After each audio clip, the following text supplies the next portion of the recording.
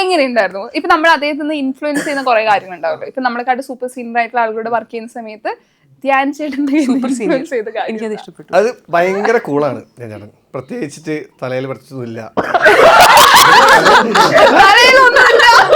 Tensions ഒന്നുമില്ല, free ആണ്.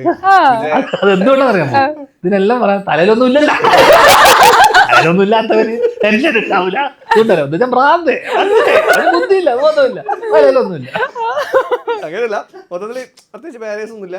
പുള്ളി ഫ്രീ ആയിട്ട് നടക്കുന്നു, ഷൂട്ടിനാണ്. നിനക്ക് അങ്ങനെ എന്തെങ്കിലും ബാഗേജ് ഫീൽ ചെയ്യുന്നുണ്ടോ? നിനക്ക് ഇല്ലല്ലോ. നീ അങ്ങനെയല്ലേ എന്നെ പോലെ? നിനക്കെന്താ അങ്ങനെ ഒരു പ്രഷർ ഫീൽ ചെയ്ത് എന്തെങ്കിലും?